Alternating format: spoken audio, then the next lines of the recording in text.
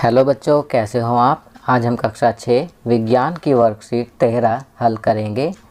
ये 13 नवंबर 2020 के लिए है। बच्चों, यहाँ आप अपना नाम लिखेंगे और यहाँ पर अपने कक्षा अध्यापक या कक्षा अध्यापिका का नाम लिखेंगे। आज की आपकी वर्कशीट पौधों को जानिए के बारे में है। तो चलिए पौधों को जानते हैं। फूल पौधे का सबसे खूबसूरत और रंगीन भाग है। यह तने या शाखा से एक छोटे से डंठल की सहायता से जुड़ा रहता है। एक फूल के डंठल के आधार से ऊपर की ओर 4 चक्कर होते हैं। एक फूल में बाह्य दल, पंखुड़ी, पुंकेसर तथा स्त्री केसर होते हैं। चलिए अब फूल के भाग के बारे में जानते हैं। बाह्य दल हरी पत्ती जैसी संरचना है जो कली की रक्षा करते हैं। वे एक फूल का सबसे बाहरी भाग हैं।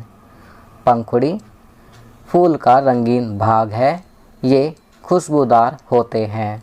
ये परागण के लिए कीटों को आकर्षित करते हैं। ये दूसरा बाहरी चक्र बनाते हैं। पुंकेसर फूल के नर जनन अंग हैं। प्रत्येक पुंकेसर में एक डंठल होता है जिसे तंतु कहते हैं और एक थैलेनुमा संरचना परागकोश होता है जिसमें पराग कण होते हैं। स्त्री केसर फूल का मादा जनन अंग है। इसमें अंडाशय, वर्तिका तथा वर्तिकाग्र होते हैं। अब यहाँ फूलों के कार्य। पहला, फूल पौधे का जनन अंग है। दूसरा, इसमें रंगीन पंखुड़ियाँ होती हैं जो कीटों को आकर्षित करता है और परागण में मदद करता है। तीसरा, परागण के पश्चात फूल बीज उत्पन्न करता है। आप देख सकते हैं यहाँ पर फूल का चित्र बनाकर इसके विभिन्न भागों को दर्शाया गया है। चलिए आगे बढ़ते हैं। अपने आसपास से 2 अलग अलग फूल लीजिए और इसकी बाह्य दलों और पंखुड़ियों का निरीक्षण करिए। फिर ऊपर दिखाए गए चित्र की सहायता से इसके पुंकेसर को पहचानने का प्रयास करिए। धीरे धीरे फूलों से पंखुड़ियों और पुंकेसर को हटा दीजिए ताकि आप स्त्री केसर या पिस्टिल को स्पष्ट रूप से देख सकें। नीचे दी गई तालिका में अपनी टिप्पणियों को दर्ज करिए। तो बच्चों, यह कार्य आप स्वयं करेंगे। 2 अलग अलग फूल लेकर उसके बाह्य दलों और पंखुड़ियों का निरीक्षण करेंगे।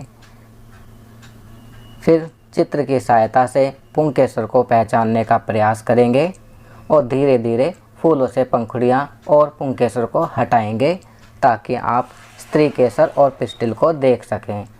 फिर उसके बाद आप अपनी टिप्पणी इस तालिका में दर्ज कर सकते हैं। यहाँ पर उदाहरण भी दिया हुआ है कि फूल कौन सा है। जैसे अब इस तालिका में उदाहरण दिया हुआ है। जैसे आपने फूल लिया गुलाब का, तो यहाँ गुलाब लिखेंगे। बाह्य दल की संख्या एवं रंग। अब जैसे गुलाब का रंग क्या होता है, ज़्यादातर गुलाबी होता है या लाल होता है। फिर पंखुड़ी की संख्या एवं रंग। पंखुड़ी की संख्या हो गई, मान लीजिए 5, यहाँ 5 लिखा है। हरी, रंग हरी है तो हरा लिखेंगे। क्या बाह्य दल और पंखुड़ी जुड़े हुए हैं या अलग हैं? अगर जुड़े हुए हैं तो जुड़े हुए लिखेंगे और अलग है तो अलग लिखेंगे। तो यहाँ पर अलग लिखा हुआ है। पुंकेसर स्वतंत्र अथवा पंखुड़ी से जुड़े हुए। तो यहाँ पर पुंकेसर के बारे में लिखना है कि स्वतंत्र है या पंखुड़ी से जुड़े हुए हैं। स्त्री केसर उपस्थित, अनुपस्थित। अब स्त्री केसर के बारे में लिखना है। जैसा कि यहाँ पर लिखा हुआ है उपस्थित। आप जो फूल लेंगे उसमें देखकर लिखेंगे कि उपस्थित है या अनुपस्थित। चलिए अब निम्नलिखित प्रश्नों के उत्तर लिखिए। प्रश्न 1, एक पौधे के प्रजनन अंग का नाम बताइए। तो इसका उत्तर लिखेंगे पुंकेसर और स्त्री केसर पौधे के प्रजनन अंग हैं।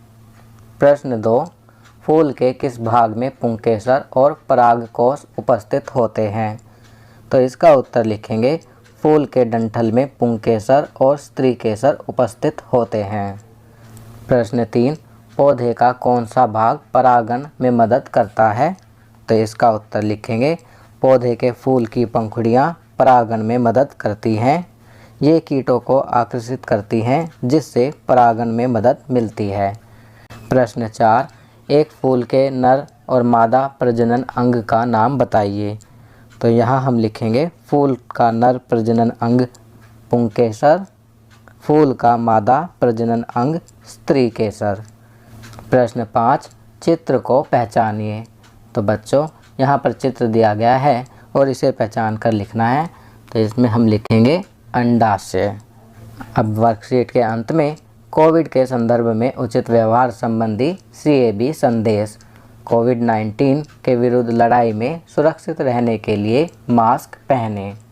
तो बच्चों ये वर्कशीट यहाँ कंप्लीट होती है। अगर यह वीडियो आपको अच्छी लगी तो इसे लाइक एंड शेयर ज़रूर करें। अन्य विषयों पर बने हमारे लेटेस्ट वीडियोस को देखने के लिए चैनल को सब्सक्राइब करना ना भूलें और देखते रहिए हमारा channel knowledge kingdom. Thank you.